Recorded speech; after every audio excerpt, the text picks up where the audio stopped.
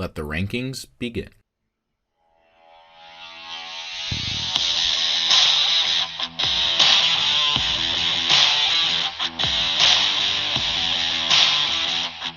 Welcome to the first edition of the Show Me Movies End of the Year rankings. I'm starting off with my bottom 10 of the year.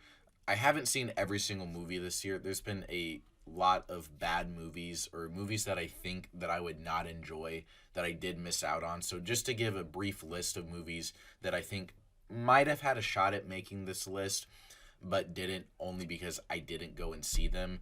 That starts with the new Hunger Games movie, Aquaman, The Marvels, Shazam 2, Gran Turismo, White Men Can't Jump, 65, Ghosted, Meg 2, Rebel Moon, The Exorcist, Winnie the Pooh, Blood and Honey, and Insidious: The Red Door.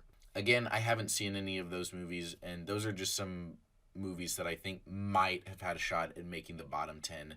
A few of them obviously wouldn't have, considering that's more than 10 movies. So with that out of the way, let's get into number 10. Kicking us off is the Super Mario Brothers movie. Now, I didn't hate this movie. I had at least a somewhat enjoyable time with it. I'm a decently big Mario fan. I played a few of the games growing up. I'm very nostalgic about it. I think a lot of people are. I wasn't too impressed by the trailers for this movie, but when I went and saw it, I was entertained. It works as a movie. There's definitely blemishes and there's definitely moments that worked really well together. I had a decent time with it. It's not a movie that I'm ever going to watch again. It's not a crime against humanity like a few of the other movies on this list.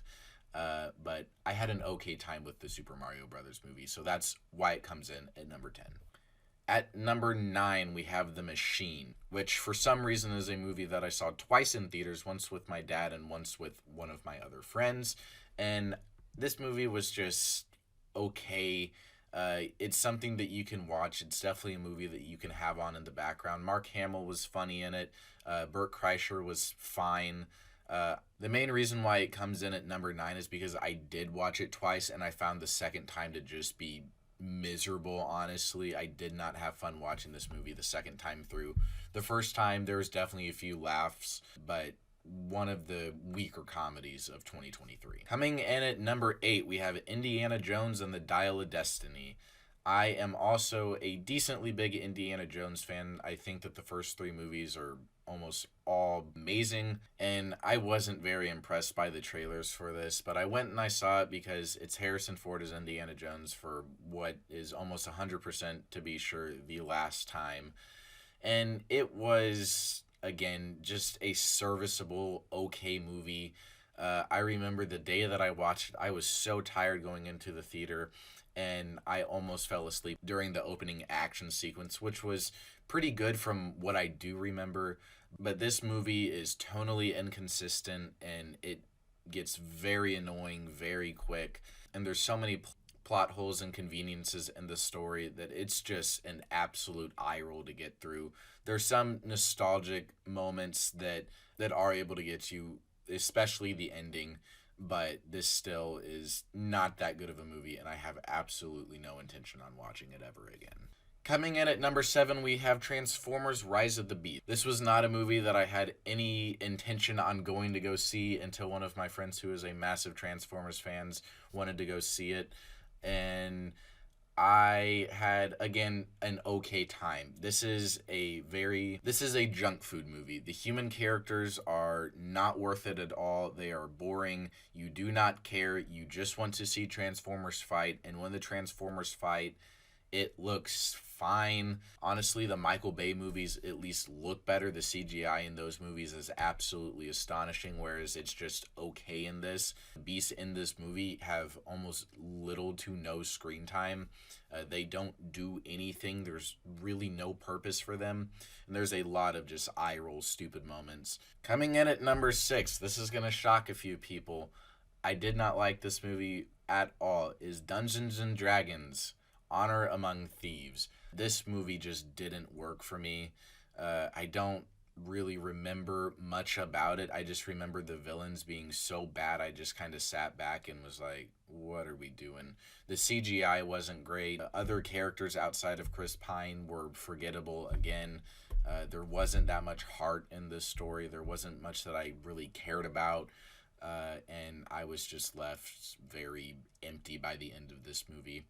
Coming in at number 5, another movie that might surprise a few people, but I watched this movie yesterday because I thought that it might end up in my top 10 video. And that movie is Saltburn.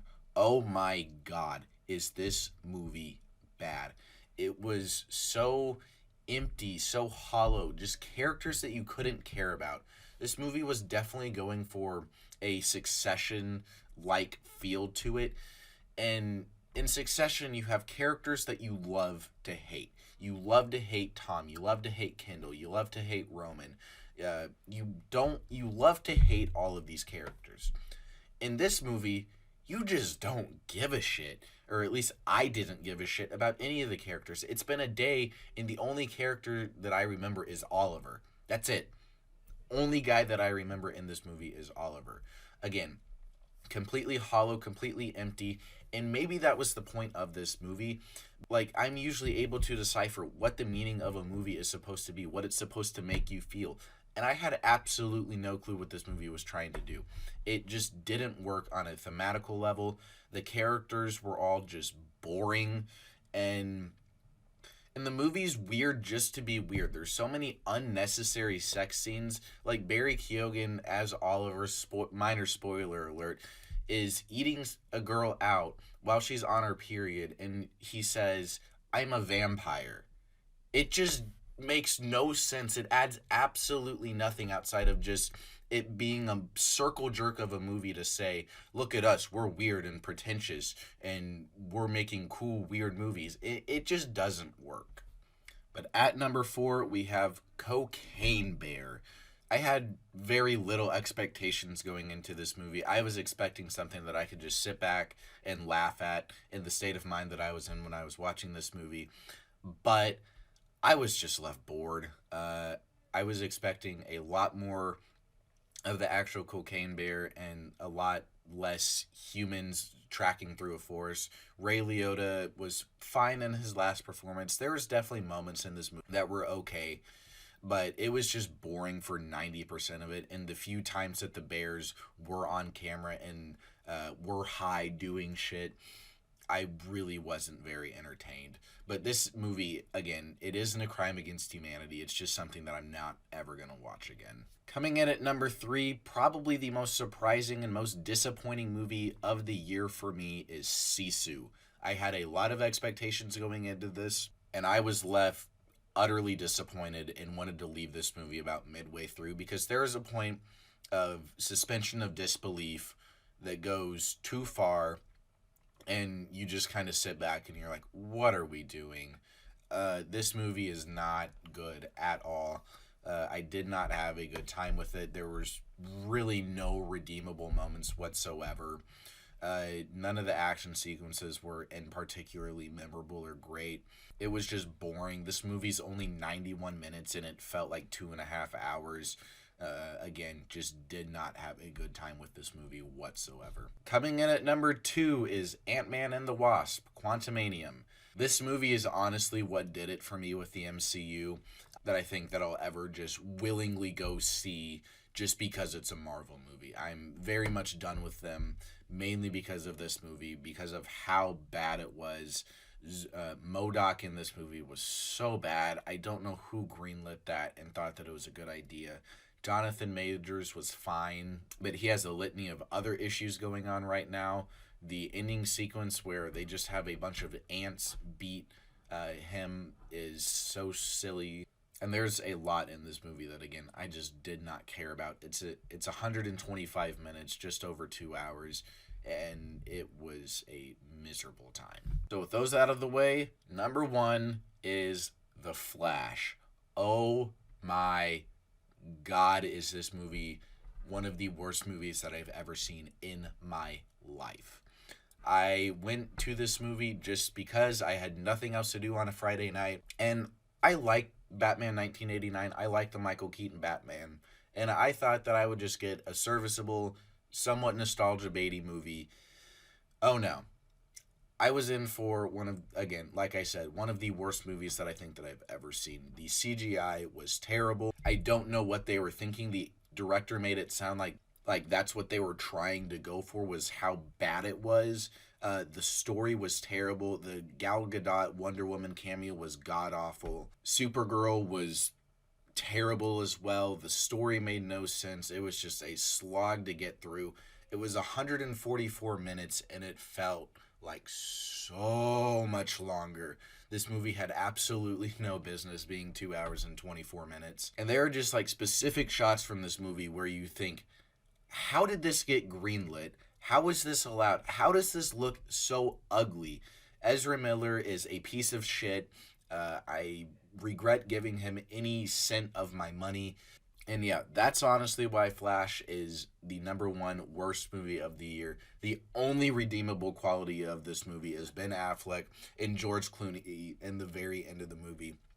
But I think that George Clooney showing up at the very end was very poetic for how shit this movie was and how much of a joke that it was to bring in the actor from Batman and Robin. So those are my bottom 10 movies of 2023, guys. Let me know what your bottom 10, bottom 5, maybe even just bottom 3 movies. What movies did you not like seeing this year? Let me know again down in the comments below. I will have an updated list of this over on Letterboxd. It might even change a little bit whenever I give it a little bit more thought. Maybe if I see some of the movies that I mentioned before, maybe they'll be added onto the list, but this list will change at least a little bit over the next couple weeks. I just finally got this list in a good place where I felt like, yeah, that's probably a solid bottom 10 movies of the year that I didn't like. So again, let me know what you thought of it down in the comments below. Give me some of your bottom movies of the year. Make sure to like, comment, subscribe, all that fun stuff. And we will see you in the next movie review.